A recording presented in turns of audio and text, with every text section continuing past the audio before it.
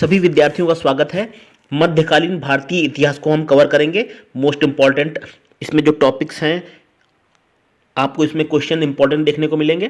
तो चलिए शुरू करते हैं। यहां से हम शुरू कर रहे हैं भारत पर मुस्लिम आक्रमण। देखिए, अरब, गजनबी और गोरी का भारत पर आक्रमण और उस पर पड़ने वाले प्रभाव सभी भर्ती परीक्षाओं के लिए इंपॉर्टेंट है। ये पैगंबर हजरत मोहम्मद साहब का जन्म हुआ था 570 ईसा पूर्व में हुआ था, ईस्वी में हुआ था। पैगंबर मोहम्मद साहब के विषय में सही कथन क्या है कि एक ही ईश्वर की प्रार्थना का उपदेश दिया था उन्होंने, और पैगंबर मोहम्मद ने मतावलंबियों के एक ही समुदाय की सदस्यता का उपदेश दिया। और पैगंबर मोहम्मद साहब भाषा एवं संस्कृत से अरब के थे, वो अरब के निवासी थे। पैगंबर मोहम्मद साहब के कथन व क्या कार्य कहलाते थे हदीस। जो उन्होंने कार्य किए उसको हदीस के नाम से जाना जाता है। और जो बातें उन्होंने कही, पैगंबर मोहम्मद साहब की जीवनी नाद ए मोहम्मदी को किसने संकलित किया? जियाउद्दीन बर्नी ने। इंपॉर्टेंट क्वेश्चन है। जियाउद्दीन बर्नी में नाद ए मोहम्मदी नाम की संकलन में उन्होंने मोहम्मद साहब की जीवनी को उकेरा है, बताया है। मक्का स्थित है सऊदी अरब में। अरब, भारत के लोगों का इस्लाम से संपर्क सबसे पहले किस प्रकार का था? मालाबार समुद्री तट पर अरब व्यापारियों के व्यापार से भारतीयों का अरब से संपर्क स्थापित हुआ। भारत में सर्वप्रथम मुस्लिम आक्रमण किसके द्वारा हुआ था? इंपॉर्टेंट है, अरबों ने भारत में पहली बार आक्रमण किया था मुस्लिम आक्रमणकारियों के रूप में। तो भारत पर पहला मुसलमान आक्रमण जो हुआ था वो हुआ था 712 में मोहम्मद बिन कासिम द्वारा। मोहम्मद बिन कासिम द्वारा सिंध की विजय 712 ईसा पूर्व में प्राप्त की गई थी। मोहम्मद बिन कासिम के प्रमुख अभियान थे, देखिए, देवल, नूरुन, सेहवान है, दाहिर है, ब्राह्मणाबाद है, अरोर और मुल्तान में उसने अपने सैनिक अभियान के माध्यम से सफलता पाई। 712 ईस्वी में जब अरबों ने सिंध पर आक्रमण किया तो वे अपने साथ कौन से खतरनाक हथियार लेके आए थे? देखिए, नाफ्ता लाए थे और मंजनीक लाए थे। नेक्स्ट है, अरबों की सिंध विजय का उल्लेख चचनामा में मिलता है। इंपॉर्टेंट है, अरबों ने सिंध विजय प्राप्त की ऐसा उल्लेख चचनामा में। चचनामा सिंध का इतिहास है और मूल रूप से अरबी भाषा में लिखा गया है। चचनामा पूर्व मध्यकालीन भारत के किस प्रदेश के इतिहास का वर्णन करता है? तो यह सिंध का वर्णन करता है। ठीक है। अरबों के आक्रमण के समय सिंध का राजा था दाहिर था, और सिंध के राजा दाहिर की मृत्यु के बाद उसकी विधवा रानी जो है रानी बाई ने वीरतापूर्वक किस दुर्ग की रक्षा की थी? वो रावर के दुर्ग की रक्षा की थी राजा दाहिर की पत्नी ने। ये लेनपुल का एक कथन है जो पूछा जा सकता है परीक्षा में। एक घटना एक परिणाम रहित विजय कथन किस आधुनिक इतिहासकार का अरबों द्वारा सिंध विजय के संदर्भ में ये बात कही गई है? लेनपुल ने कही है। 731 ईस्वी में अरबों ने सिंधु नदी के तट पर किस नाम से एक नगर स्थापित किया? महफूजा। ठीक है। और अरब यात्रियों ने स्वर्ण ग्रह कहा, मुल्तान को कहा। ठीक, चलिए अब देखते हैं मोहम्मद बिन कासिम के बाद मोहम्मद गजनबी, महमूद गजनबी। गजनी वंश का संस्थापक था अलप्तगीन। ठीक, गजनी राज्य आधुनिक समय में अफगानिस्तान में स्थित है। महमूद गजनबी सुबुक्तगीन का पुत्र था। सुबुक्तगीन का मोहम्मद गजनबी ने, मालूम है आपको, 17 बार भारत पर आक्रमण किए, और विद्याधर चंदेल शासक महमूद गजनबी से पराजित नहीं हुआ। एकमात्र ये शासक है विद्याधर, ये महमूद गजनबी से नहीं हारा। किसने महमूद गजनबी के हमले के बाद सोमनाथ मंदिर का पुनर्निर्माण कराया? इंपॉर्टेंट क्वेश्चन है। सोमनाथ मंदिर का जीर्णोद्धार कराया भीमदेव प्रथम ने कराया था। सोमनाथ पर महमूद गजनबी के आक्रमण के समय चालुक्य सोलंकी वंश का गुजरात में शासक था भीम प्रथम था। महमूद गजनबी को सबसे पहले किसने हराया? महमूद गजनबी को देखिए हराया था जयपाल ने हराया था। ठीक है। और विद्याधर को वो कभी हरा ही नहीं पाया। पुराणों का अध्ययन करने वाला पहला मुसलमान शासक था अल-बरूनी। नोट कर लिए, अल-बरूनी। अल-बरूनी पहला शासक था जिसने पुराणों का अध्ययन किया था।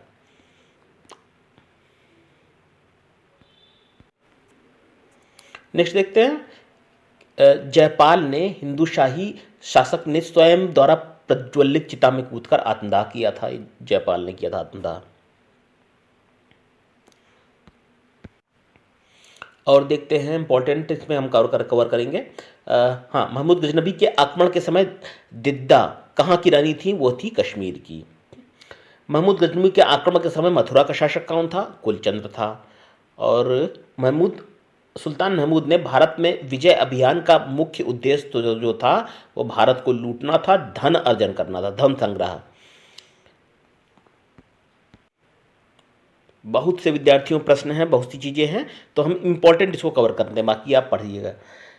महमूद गजनबी के दरबारी विद्वान कौन से थे? आप बेहतरीन इस तैयारी के लिए इसको नोट कर सकते हैं, ठीक है। एक बार देख लीजिए वीडियो, उसको इंपॉर्टेंट चीज़ें इसको नोट कर लीजिए। अलबरूनी दरबारी कवि थे महमूद गजनबी के। उतबी थे, फराबी थे, उजरी थे, तुसी, बैहावी, अंसारी और फिरदौसी। फिरदौसी मोस्ट इंपॉर्टेंट है। और अलबरूनी, अलबरूनी किसके दरबारी कवि थे? फिरदौसी किसके थे? महमूद गजनबी थे। महमूद गजनबी का दरबारी कवि इतिहासकार था, दरबारी इतिहासकार था उतबी, उतबी भी इंपॉर्टेंट है। तारीख ए यामिनी के लेखक उतबी था, दरबारी इतिहासकार था हमने बताया, और तारीख ए यामिनी उतबी भी इंपॉर्टेंट है। किसे फारसी का होमर कहते थे? फिरदौसी, फिरदौसी को कहते थे फारसी का होमर। महमूद गजनबी के साथ भारत आने वाला प्रसिद्ध इतिहासकार, फेमस हिस्टोरियन था अलबरूनी, जो महमूद गजनबी के साथ भारत आया था। अलबरूनी भारत कब आया था? वो आया था 11वीं शताब्दी में। नेक्स्ट है, अलबरूनी के संबंध में कथन सत्य क्या है? उसका ग्रंथ उस समय के जीवंत भावार्थ से प्रभावित था। अलबरूनी जो था वो संस्कृत का विद्वान था, वह त्रिकोणमति का विशेषज्ञ था, और अलबरूनी खीवा प्राचीन ख्वारिज्म का रहने वाला था। किताबुल हुंद मोस्ट इंपॉर्टेंट है। किताबुल हुंद एक किताब जो भारत के इतिहास का उल्लेख करती है और उस समय की तत्कालीन घटनाओं का वर्णन मिलता है, अलबरूनी द्वारा ये लिखी गई थी। किताबुल हिंद के विषय में भारतीय सभ्यता का संवेदनशील अध्ययन इसमें मिलता है, और भारत के सांस्कृतिक, सामाजिक और बौद्धिक ज्ञान हमको प्राप्त मिलता है। अलबरूनी हमने आपको बताया था संस्कृत का विद्वान था, ठीक। तो पुराणों का अध्ययन करने वाला प्रथम मुसलमान था, अलबरूनी था। और ये अलबरूनी ने कथन कहा है, देखिए, हिंदुओं का यह विश्वास कि उनके देश जैसा कोई देश नहीं है, उनके राष्ट्र जैसा कोई राष्ट्र नहीं है, उनके राजाओं के समान कोई राजा नहीं, उसके विज्ञान के समान कोई विज्ञान नहीं है, ठीक है। तो हिंदू ऐसा विश्वास करते थे, उनके देश जैसा कोई देश नहीं है, ये बात कही थी अलबरूनी ने। देखिए, अलबरूनी से कई प्रश्न पूछे जा सकते हैं। अलबरूनी के अनुसार अंत्यज्य कौन थे? अंत्यज्य किसको कहते थे? शूद्रों से भी निम्न लोगों के 8 शिल्पी संघ को कहते थे अंत्यज्य। अलबरूनी ने उनको का वर्णन किया है। तहकीक हिंद बताया अलबरूनी। अलबरूनी के अनुसार कुषाणों के उत्तराधिकारी हिंदू शाही थे, जिन्होंने 10वीं-11वीं सदी में उत्तर भारत पर शासन किया था। और नेक्स्ट, फतहनामा ग्रंथ का संबंध किससे है? अरबों की सिंध विजय से फतहनामा का संबंध है, ठीक।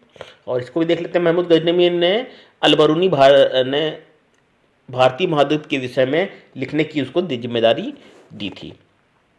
तो महान इतिहासकार था महमूद गजनबी के दरबार का अलबरूनी, उसको जिम्मेदारी मिली थी कि आप इंडियन कॉन्टिनेंट, भारतीय उपमहाद्वीप के विषय में लिखें। चलिए देखें, महमूद गजनबी का हिंदू सेनापति था तिलक। और इम्पोर्टेंट कौन सा है? हाँ, ये देखते हैं। विदेशी आक्रमणकारियों में से किसने सोमनाथ मंदिर की लूट की थी? महमूद गजनबी ने की थी। सोमनाथ का मंदिर जिसे महमूद गजनबी ने ध्वस्त किया था, वो शिव जी का मंदिर था। लाहौर में गजनी वंश का अंतिम शासक था खुसरो मलिक। किसने एक तरफ संस्कृत मुद्रालेख के साथ चांदी के सिक्के निर्गत किए थे? महमूद गजनबी में नोट करिए। एक तरफ तो देखिए संस्कृत मुद्रालेख था और चांदी के सिक्के, जिसमें एक तरफ संस्कृत में लिखे हुए थे मुद्रालेख, वो निर्गत किए थे। नेक्स्ट देखिए, महमूद गजनबी के भारत पर आक्रमण का प्रभाव ये पड़ा कि राजनीतिक और सैनिक दुर्बलता पता चल गई। ये दिया हुआ है आपका। महमूद गजनबी ने 17 बार भारत पर आक्रमण किए थे। पहला बार आक्रमण किया था सीमावर्ती नगरों पर 1000 ईस्वी में, ठीक। और इस तरह से कुछ इसमें आक्रमण लिखे हैं, दूसरा, तीसरा, चौथा, पाँचवा, छठा, ठीक। तो उसको देख लीजिएगा सभी, तो एक एक इतना तो जालेंदी हो जाएगा कोर्स। आगे देखते हैं। हाँ, इसको 17वां आक्रमण जो है इसको नोट कर सकते हैं। 1026 से 27 सोमनाथ के मंदिर पर महमूद गजनवी ने आक्रमण किया। तो लिखिए, ये तो हमने आपको बताया मोहम्मद बिन कासिम 712 ईस्वी और महमूद गजनबी बताया। अब मोहम्मद गोरी देखते हैं, ये सब विदेशी आक्रमणकारी हैं। मोहम्मद गोरी का प्रथम आक्रमण हुआ था मुल्तान पर 1175 ईस्वी में, वो नोट कर लीजिए। मोहम्मद गोरी का सबसे पहले पराजित किया था भीम द्वितीय, जिसको कहते थे मूल राज द्वितीय ने उनको पराजित किया था। और तराइन का प्रथम युद्ध लड़ा गया 1191 में, मालूम होगा आपको। और पृथ्वीराज चौहान और मोहम्मद गोरी के बीच लड़ा गया। द्वितीय युद्ध 1 साल बाद लड़ा गया 1192 में पृथ्वीराज चौहान और मोहम्मद गोरी के बीच। तो तराइन का द्वितीय युद्ध ये ऐसा युद्ध था जिसमें भारत में मुस्लिम शक्ति की स्थापना हुई। ठीक, महमूद गजनवी द्वारा परास्त किया गया प्रथम भारतीय शासक कौन था? वो था मोहम्मद गोरी द्वारा पराजित हुआ पृथ्वीराज चौहान। पृथ्वीराज चौहान किस तुर्की आक्रमणकारी से तराइन के द्वितीय युद्ध में हार गया था? ठीक है, तो देखिए, जयचंदों के कारण ऐसा हुआ। ये सब पढ़ा भी होगा आपने। चलिए, तराइन के द्वितीय युद्ध में भी हार होगी। पृथ्वीराज को कैद कर अजमेर ले जाया गया, जहां उसने गोरी के अधीनस्थ कुछ वर्षों तक शासन किया। इसका कथन है हसन निजामी ने ये बात कही थी। मोहम्मद गोरी ने जयचंद को किस युद्ध में पराजित किया था? मोहम्मद गोरी ने जयचंद को पराजित किया था चंदावर के युद्ध में 1194 में। चंदावर है फिरोजाबाद जिले की यमुना तट पर है। मोहम्मद गोरी खुसरो शाह के विरुद्ध किसके साथ मिल गया था? जब्बू शाह के साथ, जब्बू के शाह के साथ।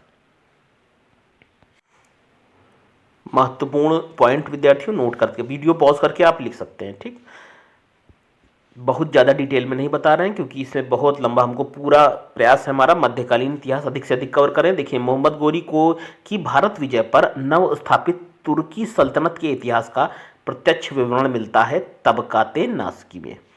तबकाते नासिकी में मोहम्मद गोरी ने जो भारत पर आक्रमण किया था उसकी भारत विजय और किस तरह से तराइन के द्वितीय विश्व युद्ध में मुस्लिम शासन की स्थापना हुई इसका प्रत्यक्ष वर्णन मिलता है। और ये भी नोट करिए, मोहम्मद गोरी के सिक्कों पर देवी लक्ष्मी की आकृति बनी हुई थी। देवी लक्ष्मी जी की आकृति बनी हुई थी मोहम्मद गोरी के सिक्कों पर, द्वारा चलाए गए सिक्कों पर। किसने ऐसे सिक्के जारी करने का आदेश दिए जिन पर हिंदू देवी की आकृति अंकित की थी? तो मोहम्मद गोरी ने ऐसे सिक्के चलाए थे जिसमें हिंदू देवियों की आकृतियां मुद्रित रहती थी। मोहम्मद गोरी के किस दास ने बंगाल और बिहार पर विजय प्राप्त की? बख्तियार खिलजी ने प्राप्त की। नालंदा महाविहार का विध्वंस किया था बख्तियार खिलजी ने किया था। ठीक है, बख्तियार खिलजी वही था जिसने बंगाल व बिहार की पर विजय प्राप्त की थी और ये दास था मोहम्मद गोरी का। भारत में मोहम्मद गोरी को ने किसको प्रथम अख्ता प्रदान किया? कुतुबुद्दीन ऐबक को प्रथम अख्ता प्रदान किया। तो ये देखिए, मोहम्मद गोरी के आक्रमण दिए हैं। ठीक, नोट कर सकते हैं आप। इसमें तराइन का प्रथम युद्ध और तराइन का द्वितीय युद्ध ये तो हमने आपको बता ही दिया। इसके अलावा चंदावर का युद्ध 1194 ये भी इम्पोर्टेंट है। ठीक है, और बख्तियार के नेतृत्व में 1197। चलिए, भारत पर तुर्की आक्रमण के संदर्भ में सत्य बात यह है कि भारत पर तुर्की आक्रमण जो था वो सफल हुआ था, और क्योंकि उत्तरी भारत में राजनीतिक अस्थिरता थी और एकता नहीं थी। अब कथन भी आ जाते हैं, इसे एम हबीब ने ये बात कही थी कि उत्तर भारत पर तुर्की की विजय का एक महत्वपूर्ण पहलू नगरीय क्रांति थी।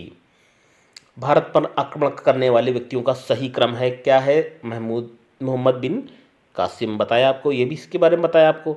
महमूद गजनबी ये बताया आपको। ठीक, और आपको मोहम्मद गोरी के विषय में हमने बताया। और इसके बाद है चंगेज खान और तैमूर। तो क्रम यही है आपका। कुल मिला के 5 प्रमुख व्यक्तियों द्वारा, विदेशी आक्रमणकारियों द्वारा, मुस्लिम आक्रमणकारियों द्वारा भारत पर आक्रमण किए गए।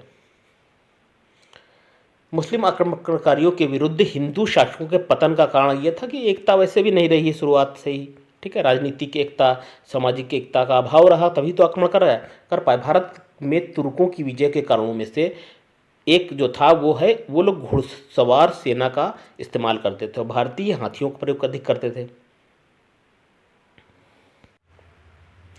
चलिए विद्यार्थियों, अब देखेंगे दिल्ली सल्तनत के अंतर्गत राजनीतिक परिदृष्टि। ठीक है, 1206 से 1290 तक गुलाम वंश रहा भारत में। ठीक, तो कुतुबुद्दीन ऐबक का जिसमें शासन रहा 1206 से 4 वर्ष रहा। ठीक है, कुतुबुद्दीन ऐबक का रहा 4 वर्ष, 1206 से रहा 1210 तक।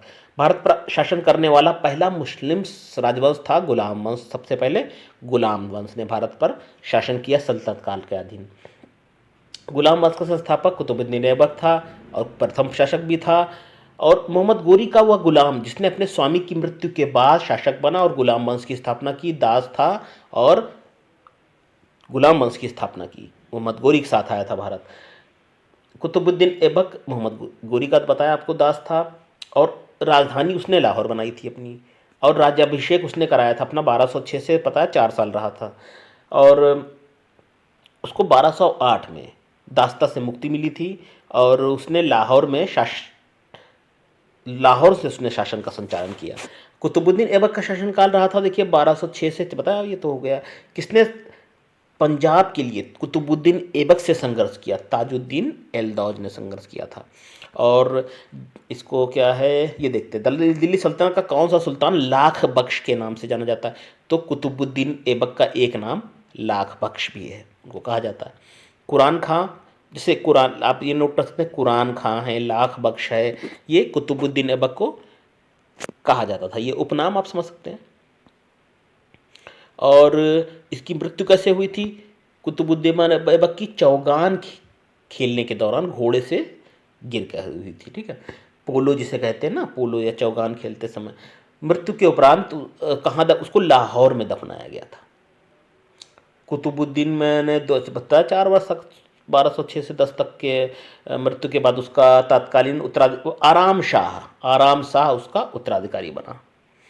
चलिए अब 1206 से 10 के बाद 1211 से 1236 के बीच देखते हैं, इल्तुतमिश ने शासन किया। तो दिल्ली का प्रथम मुस्लिम शासक कौन था? वो है इल्तुतमिश।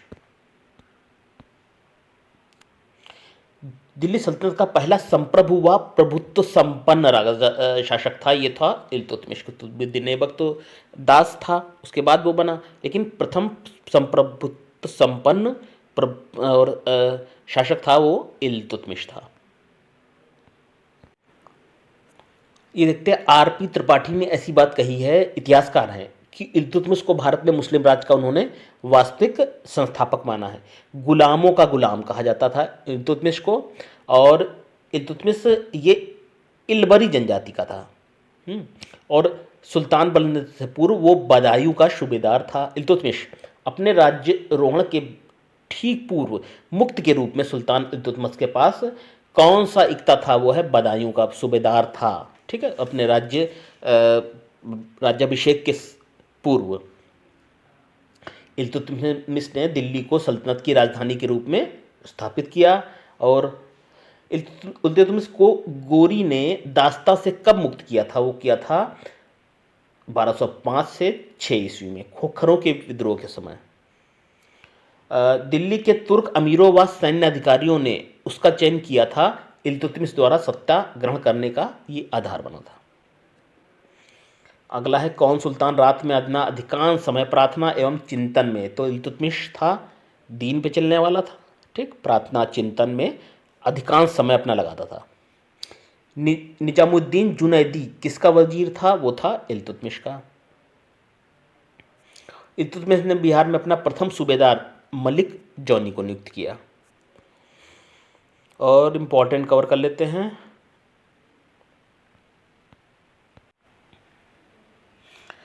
चलिए इसको देखते हैं, किस वर्ष बगदाद के खलीफा का दूत इल्तुतमिश के पदाभिषेक वाले एक औपचारिक पत्र के साथ दिल्ली पहुंचा था? वो है 1229 ईस्वी में।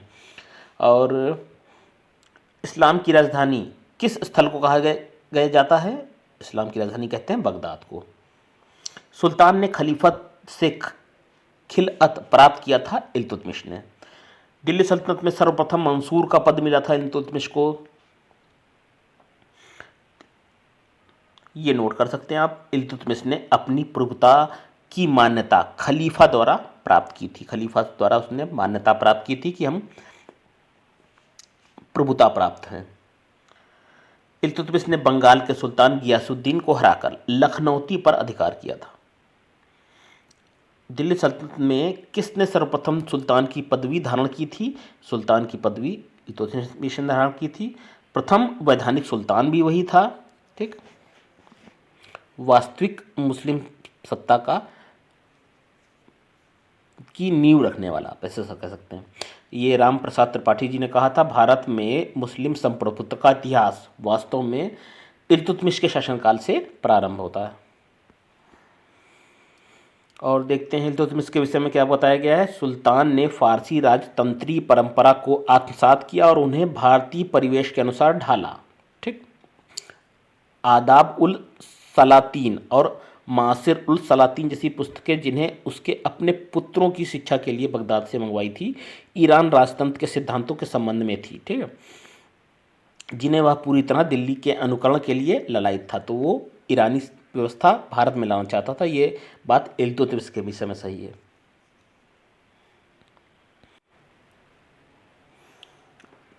इल्तुतमिश की मृत्यु के बाद दिल्ली सल्तनत की गद्दी पर बैठा था रुकुनुद्दीन फिरोज शाह। कौन? रुकुनुद्दीन फिरोज शाह। शाह तुर्कान कौन थी? वो थी रुकुनुद्दीन फिरोज की माता। रुकुनुद्दीन फिरोज शाह सुल्तान की माता विद्वानों और परिजनों को उपहार और दान देने के लिए प्रसिद्ध थी। तो रुकुनुद्दीन फिरोज शाह की जो माँ थी वो दान दक्षिणा, ठीक है, इसलिए प्रसिद्ध थी।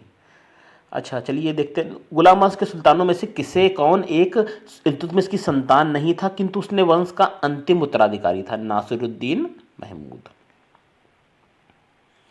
रजिया देखते हैं। रजिया का शासनकाल रहा था, ये भी 4 साल रहा था। ठीक, जैसे कुतुबुद्दीन ऐबक का 4 साल था, इनका भी 4 साल था। देखिए 1236 से 40 वर्ष, 40 ईस्वी तक रहा उनका। क्या है प्रश्न? मध्यकालीन भारत की प्रथम महिला शासिका थी रजिया सुल्तान।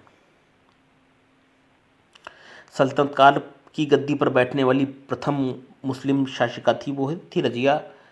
और सुल्ताना रजिया किसकी उत्तराधिकारी थी? इल्तुतमिश की उत्तराधिकारी थी। और दिल्ली सल्तनत की पहली महिला शासक रजिया सुल्तान, वो थी दास गुलाम राजवंश से थी। कुतुबुद्दीन ऐबक और रजिया किस राजवंश से संबंधित थे? वो थे ममलूक गुलाम दास राजवंश से थे। वो 1236 में बनी थी। अमीर हाजिब के पद पर रजिया ने इख्तियारुद्दीन एतगीन को नियुक्त किया था। ठीक, और सुन्नी और शियाओं के मध्य सबसे अधिक सांप्रदायिक विवाद ये रहा था रजिया के काल में रहा था, शिया सुन्नी विवाद। रजिया बेगम को सत्याच्युत करने में किसका हाथ था? वो तुर्कों का महत्वपूर्ण हाथ था उसको सत्ता से हटाने में। रजिया के विरोधी अमीर गुट का नेतृत्व किया था निजामुल मुल्क जुनैदी ने।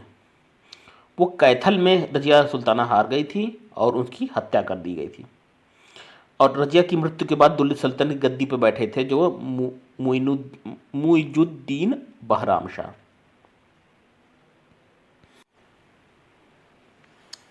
नेक्स्ट है, रजिया के पतन का क्या कारण था? उसका स्त्री होना।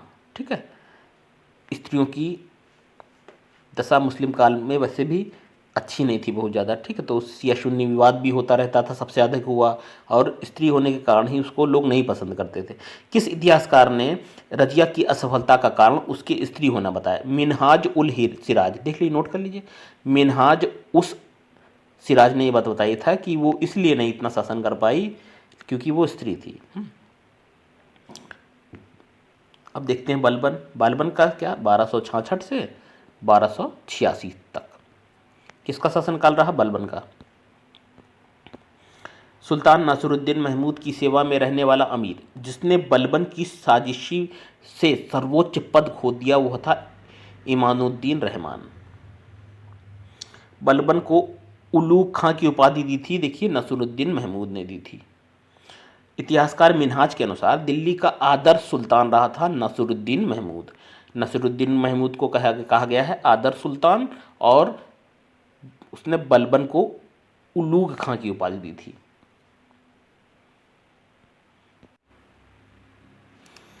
दिल्ली के सुल्तान बलबन का पूरा नाम था गयासुद्दीन बलबन। बलबन अपने को अफरासियाब का वंशज मानता था और वो ममलूक वंश का था। बलबन बलबन का जन्म तुर्कों के इलबरी तुर्क संप्रदाय में हुआ था, ममलूक वंश का था और वंशज मानता था वो अफरासियाब का। नेक्स्ट है, वह ममलूक सुल्तान बलबन था जो राजत्व के दैवी सिद्धांत का पक्षधर था। इंपॉर्टेंट है, राज करने के दैवी सिद्धांत का समर्थन कौन था? वो बलबन था। और है, वह प्रथम मुस्लिम शासक कौन था जिसने शासन के सिद्धांत को राजाओं के ईश्वरीय अधिकार सिद्धांत, थ्योरी ऑफ डिवाइन राइट, मतलब ये मानता था कि जैसे जो शासन कर रहा है, जो राजा होता है, उसमें वो ईश्वर की मर्जी से राजा बनता है। ये इसलिए थ्योरी ऑफ किनशिप जिसे कहते हैं, ईश्वर ने उसको ये अधिकार दिया है। अपनी शक्ति को समेकित करने के बाद बलबन ने कौन सी भव्य उपाधि धारण की थी? जिल्ले इलाही की उपाधि धारण की थी बलबन ने। तो बलबन नायब खुदाई अपने आप को कहता था, नायब खुदाई। बलबन की सार्वभौमिकता और राजकीय नीति को जानने के लिए बर्नी ने लिखी तारीख फिरोज शाही, नोट करिए, तारीख फिरोज शाही बर्नी ने लिखी, जिससे हमें बलबन के विषय में, उसके शासनकाल के विषय में जानकारी मिलती है। अगला है, सुल्तान बलबन ने गढ़मुक्तेश्वर की मस्जिद की दीवारों पर अपने शिलालेख में स्वयं को खलीफा का सहायक बताया था।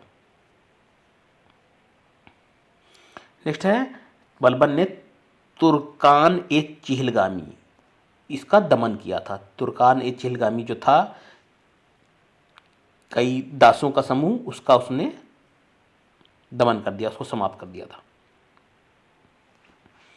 देखिए कौन कौन से प्रश्न इस बलबन के विषय में सही हैं। ये सभी सही हैं, इसमें प्रश्न निकल सकते हैं। जैसे बलबन ने शक्तिशाली कुलीन वर्ग का दमन किया था, ठीक है, कुलीन वर्ग का दमन किया, ये काम किया बलबन ने। और उसने अपने राज्य को मंगोलों से सुरक्षित किया, बलबन का ये दूसरा काम महत्वपूर्ण है।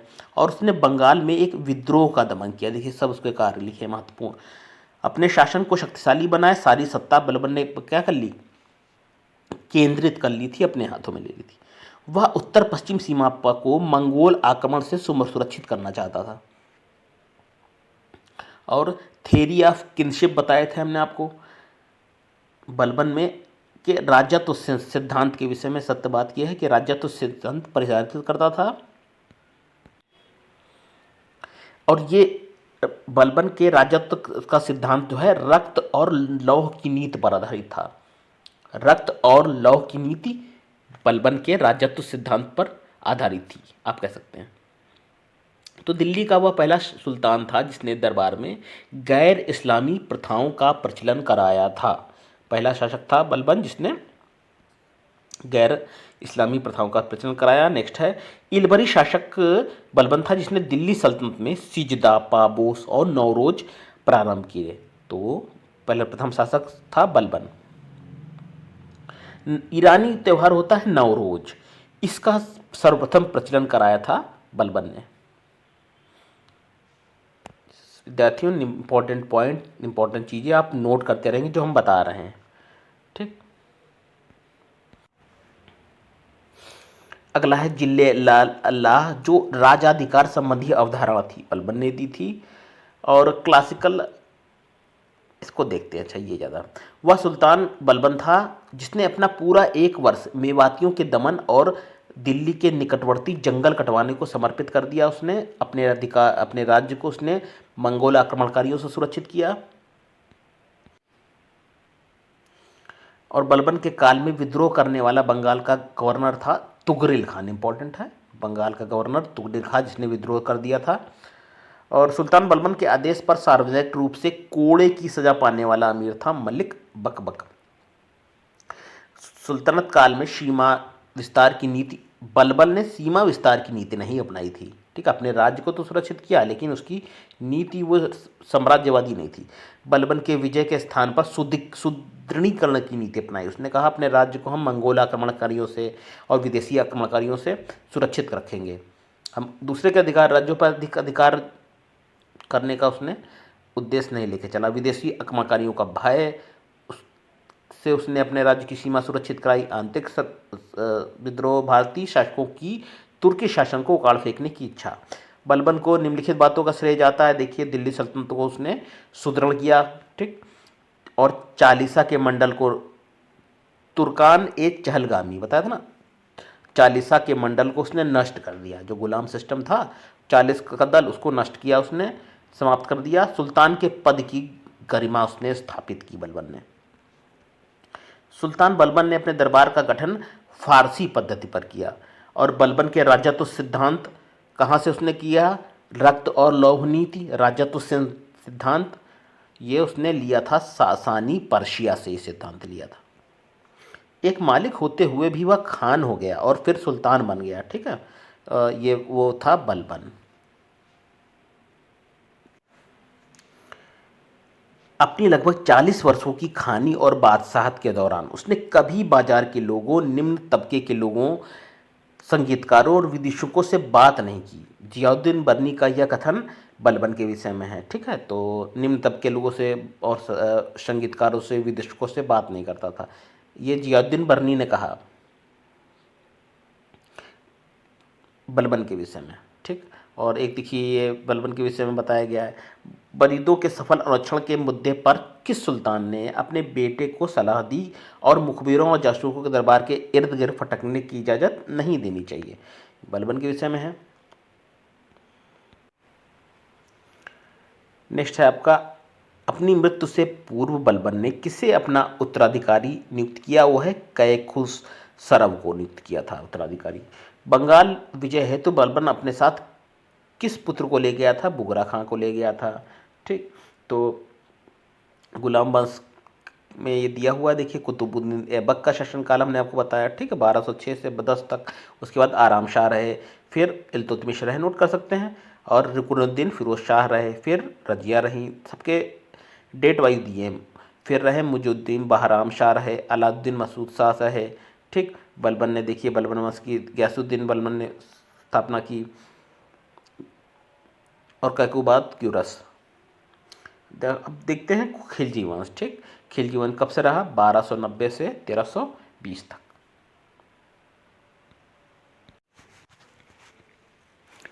खिलजी वंश को देखेंगे, 1290 से 1320 तक रहा था। सबसे पहले जलालुद्दीन फिरोज खिलजी 1290 से 1296 तक था। खिलजी कौन थे? खिलजी तुर्क थे, और खिलजी वंश का प्रथम शासक तो था, वो था जलालुद्दीन फिरोज खिलजी। राज्याभिषेक हुआ था इनका 1290 में, और अपना किला खेरी में इनका राज्याभिषेक हुआ था।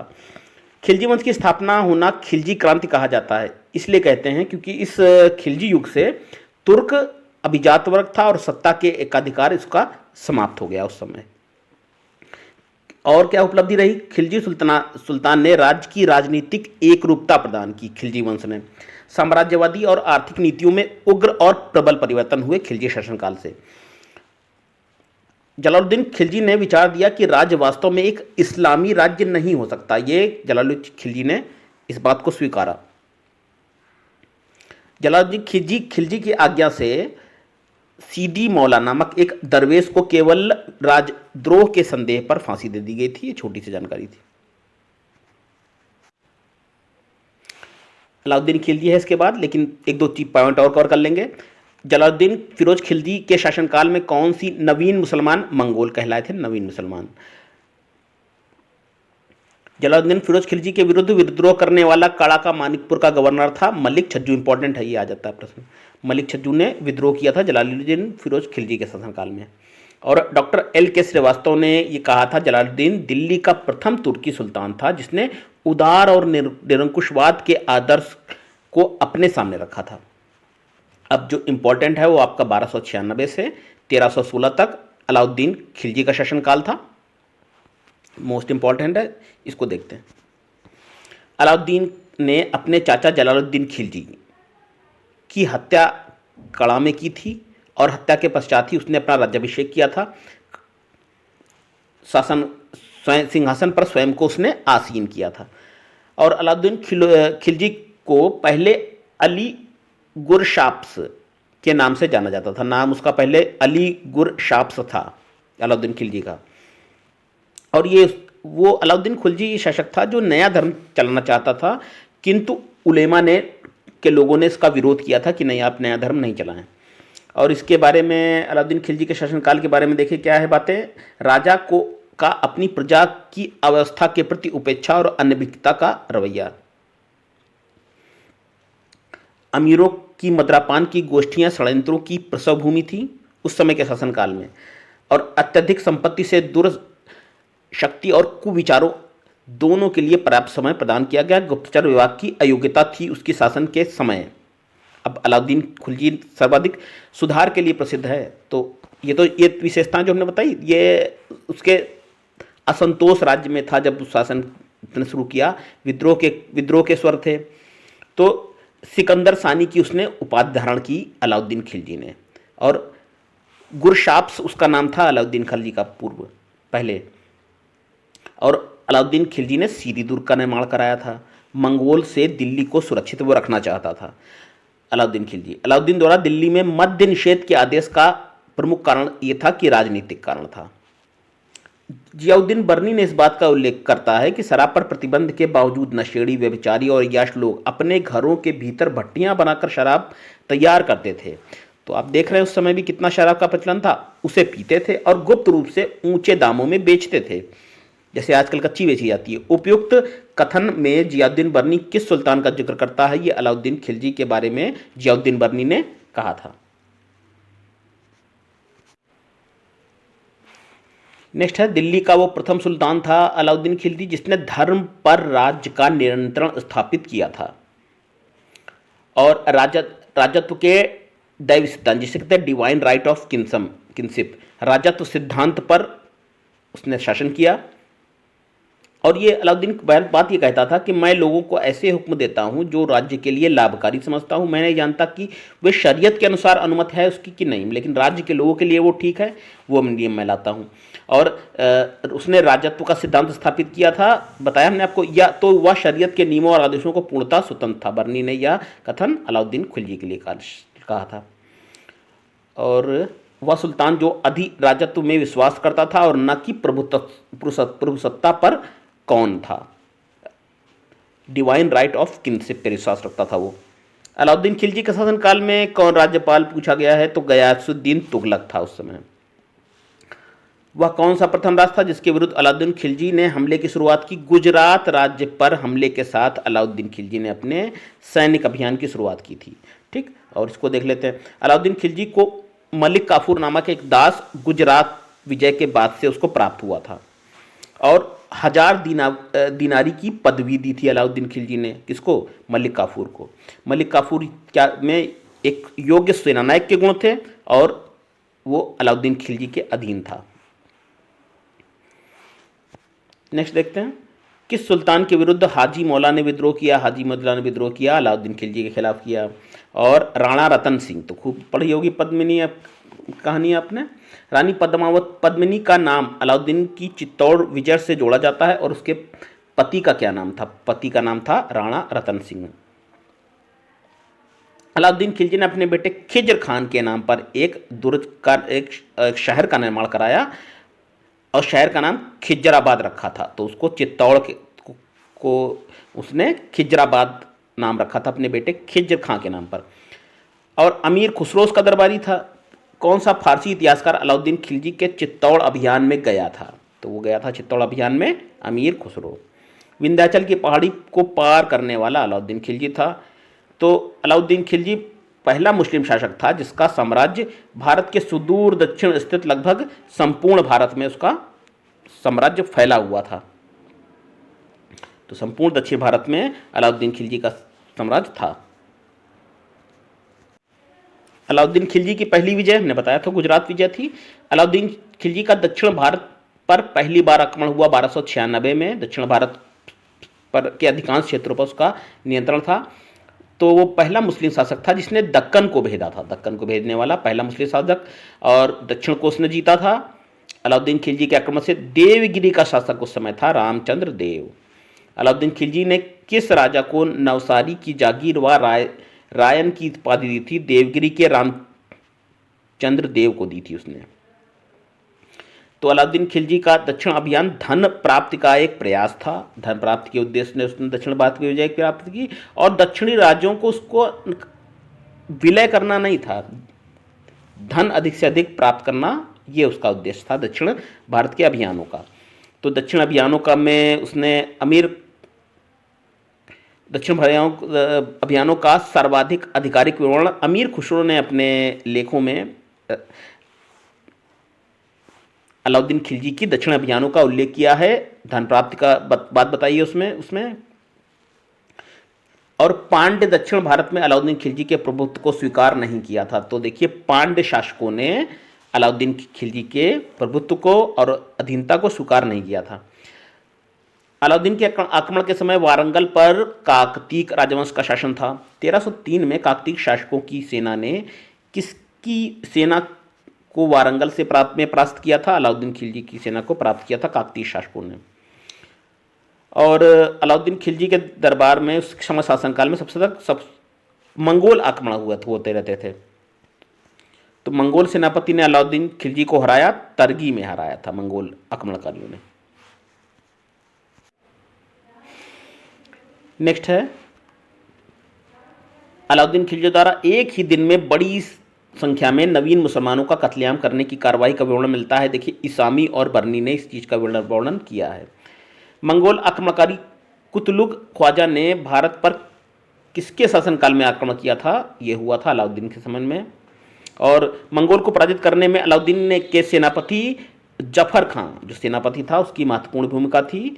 और 2 मंगोल आक्रमणकारियों का सामना किया था। देखिए है 1298 और 1299 में।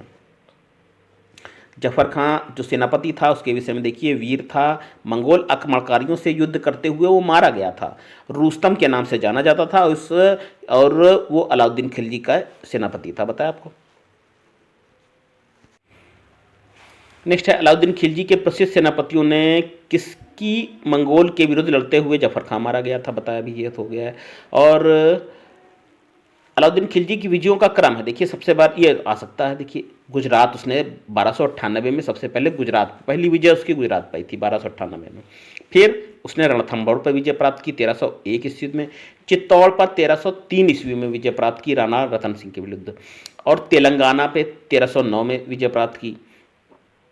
और देखिए, अल्प खां थे उसके विश्वसनीय, उलूग खां थे, नुसरत खां थे और जफर खां बताया सेनापति था। किस शासक ने विचार दिया कि राज्य वास्तव में इस्लामी राज्य नहीं हो सकता, ये भी बताया आपको। अलाउद्दीन ने कहा था कि वास्तव में इस्लामी कानून के हिसाब से किसी राज्य को नहीं चलाया जा सकता। किस सुल्तान ने द्वितीय सिकंदर, तो सेकंड सिकंदर कौन था? अलाउद्दीन खिलजी ने इसकी उपाधि धारण की थी। और जालौर को विजित करके अलाउद्दीन खिलजी ने जालौर का क्या नाम रखा? जालौर का नाम रखा जलालाबाद। ये बात बर्नी ने कही कि अलाउद्दीन खिलजी इतना रक्त बहाने का दोषी है जितना कि फेरो ने भी कभी नहीं बहाया था। अलाउद्दीन खिलजी की मृत्यु के पश्चात बना शहाबुद्दीन उमर सुल्तान बना। ठीक,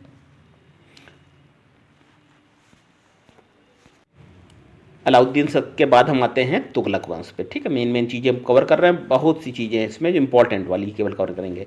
तो तुगलक वंश का शासन कब रहा? 1320 से रहा 1325, 5 वर्ष तक तुगलक वंश का शासन रहा।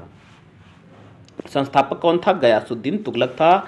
और गाजी की उपाधि उसने धारण की थी, अपने नाम के साथ गाजी जोड़ा था।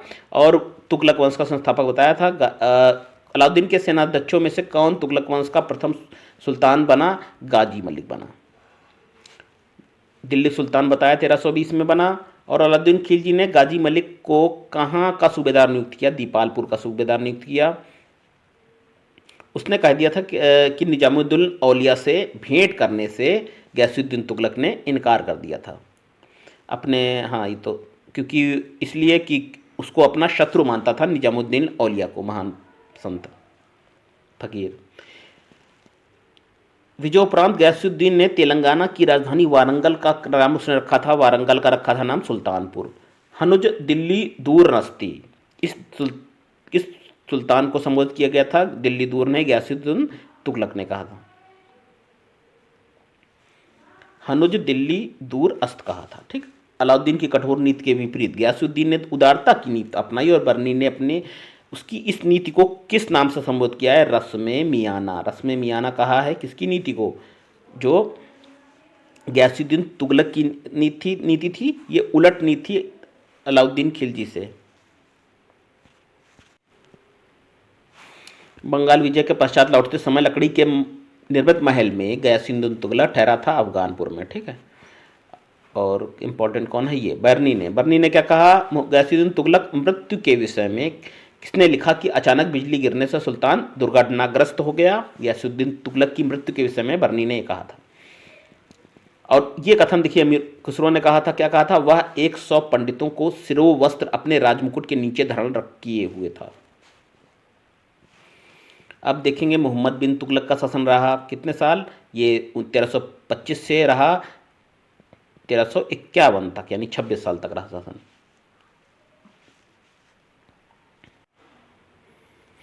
मोहम्मद बिन तुगलक, गयासुद्दीन तुगलक ने अपने राज्यारोहण के पश्चात जूना खां को उलूग खां की उपाधि दी थी। किस सुल्तान का नाम जूना खां था? जूना खां कहते थे मोहम्मद बिन तुगलक का उपनाम था। सुल्तान मोहम्मद तुगलक सल्तनत की गद्दी पर बैठा था 1325 में और 1351 तक बैठा।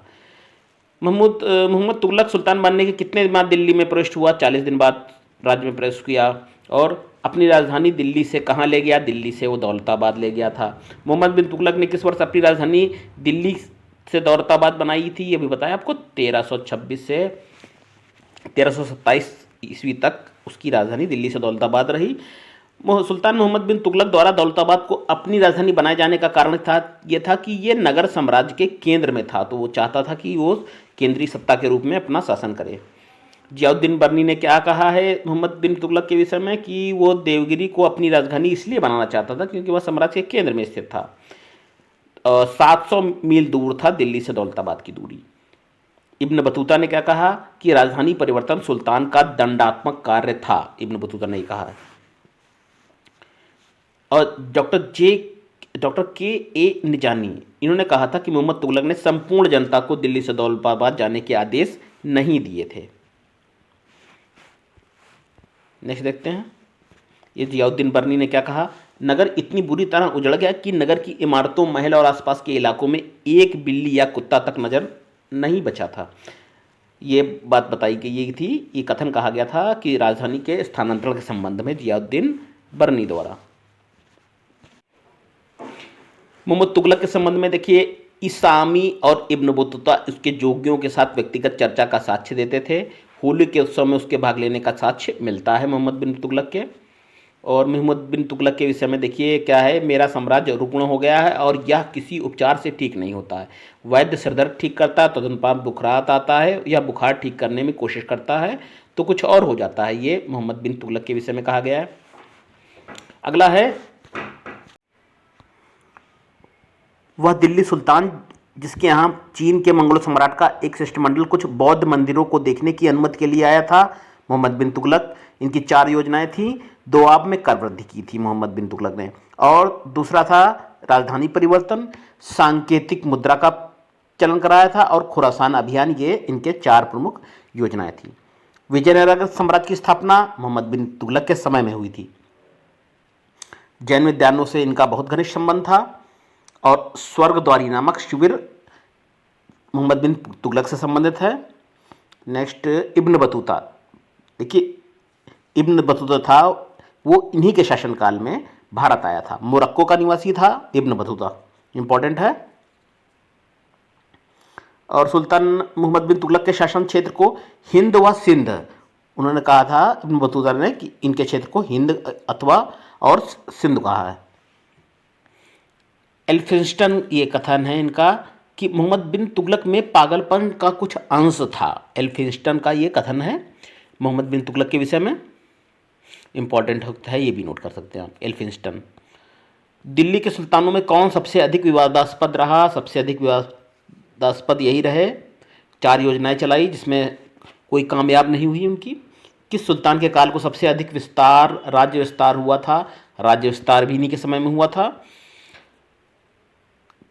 अपनी योजनाओं को ढंग से लागू न कर पाने के कारण एल्फिंस्टन ने इनको कहा था कि पागलपन का कुछ अंश था। दिल्ली सल्तनत का सर्वाधिक विद्वान शासक जो खगोल शास्त्र, गणित और आयुर्विज्ञान समेत अनेक विद्याओं में माहिर था। वो ये अनेक विद्याओं योजनाएं तो अच्छी थी लेकिन उसका इम्प्लीमेंटेशन नहीं हो पाया सही से। तो ये कुछ बातें थी। अपने युग का अरस्तु विद्वान भी थे, ऐसा नहीं, विद्वान थे, खगोल शास्त्री थे, विज्ञान में पारंगत थे।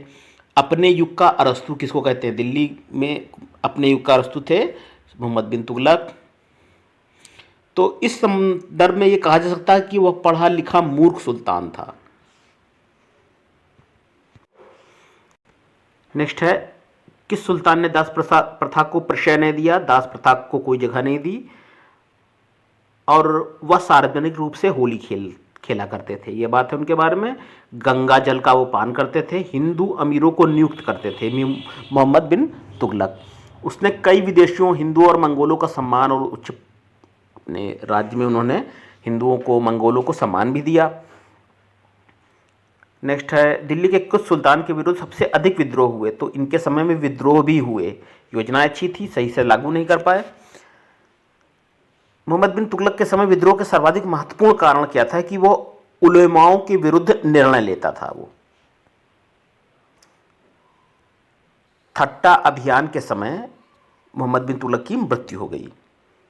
और नेक्स्ट है आपका और लास्ट है, बदायूं ने क्या कहा था उनके विषय में? सुल्तान को उसकी प्रजा से और प्रजा को सुल्तान से मुक्ति मिल गई। इंपॉर्टेंट है। एल्फिंस्टन का कथन आपको बताया, वो याद रखिएगा। और ये बदायूं का है कि सुल्तान को प्रजा से मिल गई, मुक्ति मिल गई, और प्रजा को सुल्तान से मुक्ति मिल गई। फिरोज शाह तुगलक के बारे में देखेंगे। 1351 से शासनकाल था इनका 1388 तक। 1351 में शासन पर ये आसीन हुए। पिता का नाम इनका था रज्जब। फिरोज शाह तुगलक द्वारा दिल्ली की गद्दी पर राज्यारोहण के उपरांत समाप्त किए गए कृषि उपकर को कहते थे अबवाब। अबवाब उपकर, कृषि उपकर को समाप्त किया इन्होंने। और इतिहासकार जियाउद्दीन बर्नी ने इनको दिल्ली का आदर्श सुल्तान कहा है। नोट कर लीजिएगा। ब्राह्मणों पर भी जजिया कर लगाने वाले शासक थे फिरोज शाह तुगलक। अपनी आत्मकथा लिखने वाले फिरोज शाह तुगलक थे। एकमात्र सुल्तान थे जिन्होंने अपनी आत्मकथा लिखी। नेक्स्ट है, फिरोज शाह तुगलक ने किसकी स्मृति चिरस्थायी रखने के लिए जौनपुर नगर की स्थापना की? मोहम्मद तुगलक की याद में उन्होंने जौनपुर नगर की स्थापना की थी। फिरोज शाह तुगलक ने की थी। ये 1359 में की थी।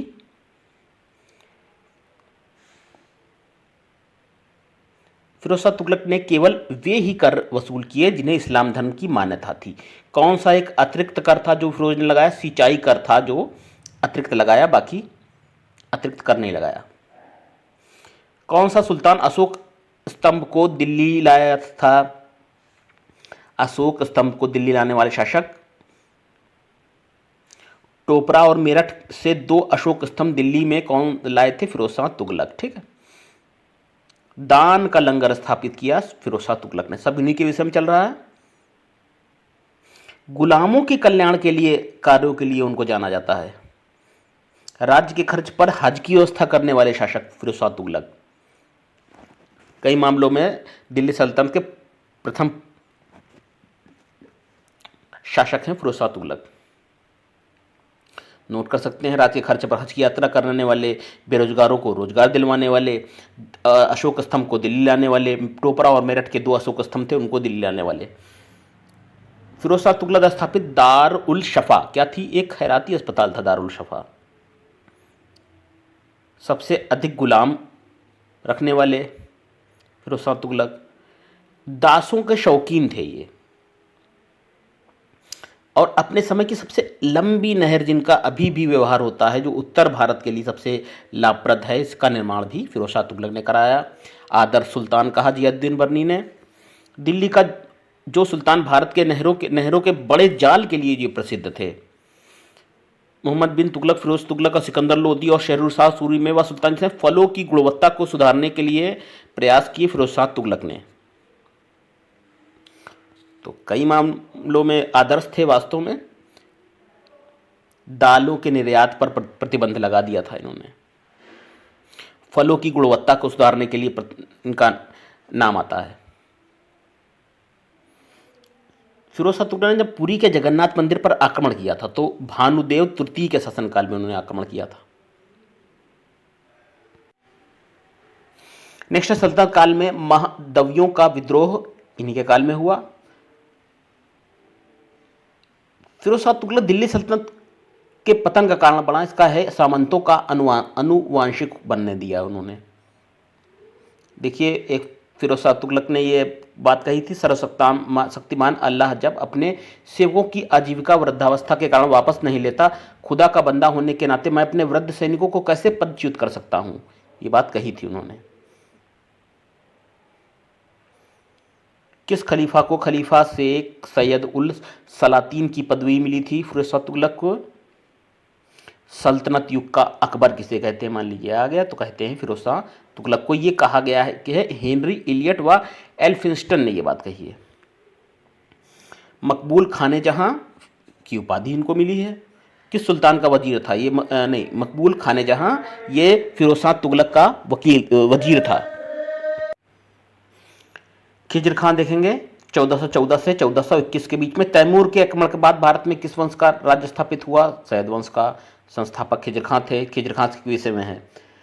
तैमूर प्रतिनिधि खिजर खां द्वारा स्थापित राजवंश को सैयद वंश क्यों कहा जाता है? क्योंकि खिजर खां पैगंबर का वंशज था, इसको कहते हैं खिजर खां। सुल्तान के स्थान पर खिजर खां ने रैयत ए आला की उपाधि धारण की थी। और किस अभियान से लौटने के बाद 1421 में खिजर खां का देहांत हो गया? तो मेवात के अभियान के बाद इनकी मृत्यु हो गई। काले रंग के वस्त्र, खिजर खां की मृत्यु पर जनता ने काले रंग के वस्त्र पहनकर विरोध किया। मतलब विरोध नहीं किया, शोक प्रकट किया।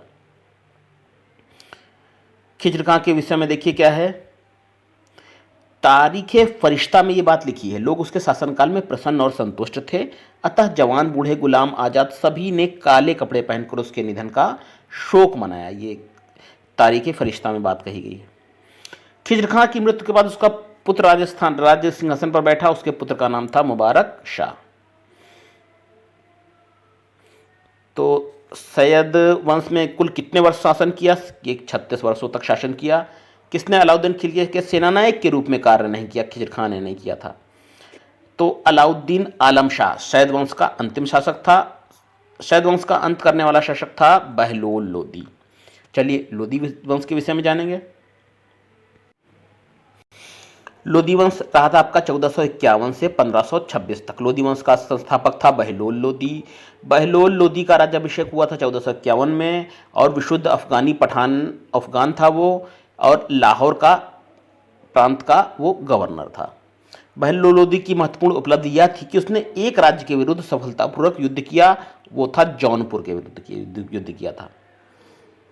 अगला है, बहलोल लोदी ने ग्वालियर पर आक्रमण किया था 1489 में। और इंपॉर्टेंट देख लेते हैं, इसको दे सकते हैं। आरपी त्रिपाठी के अनुसार लोदी शासकों का राजत्व सिद्धांत समानता पर आधारित था। लोदियों का राजत्व सिद्धांत अफगान सरदारों की समानता पर आधारित था। बहलोल लोदी के राजत्व सिद्धांत के संबंध में सत्य दिए हुए हैं। क्या है बातें? बहलोल लोदी का राजत्व ये बता दिया आपको, जनजातीय भावनाओं का वो आदर करता था। वह लोदी सुल्तान जो सिंहासन पर ना बैठकर कालीन पर बैठता था, बहलोल लोदी। अफगान सरदारों के प्रति बहलोल लोदी की नीति संतुष्ट प्रदान करने वाली थी और सम्मान देने की थी। मसनद ए आली अपने सरदारों को उसने कहा। और उसकी देखिए उपलब्धियां कौन सी रही, कार्य कौन से रहे। उसने जौनपुर के शर्की सुल्तानों की ताकत को पूरी तरह से नष्ट कर दिया था। जौनपुर पर आक्रमण कर किया था उसने। सैयद सुल्तानों से विरासत में पाई दिल्ली सल्तनत की प्रशासनिक संस्थाओं को बनाए रखा उसने। और बहलोज सिक्कों का प्रचलन दिल्ली सल्तनत के मुद्रा शास्त्रीय इतिहास में एक महत्वपूर्ण उपक्रम माना जाता है। ये चलिए देखते हैं इब्राहिम लोदी के विषय में। महाराणा सांगा ने इब्राहिम लोदी को किस युद्ध में पराजित किया था? खतौली के युद्ध में 1518 में। दिल्ली सल्तनत के सुल्तान ने घोषणा की थी कि राजा का कोई संबंध ही नहीं होता, इब्राहिम लोदी ने कहा था। पानीपत का प्रथम युद्ध लड़ा गया था 1526 में, जिस युद्ध के साथ मुगल वंश की स्थापना हुई।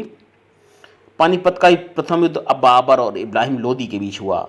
कौन सुल्तान लड़ते हुए युद्ध स्थल में मारा गया? इब्राहिम लोदी। की मृत्यु हुई थी 1526 के साथ।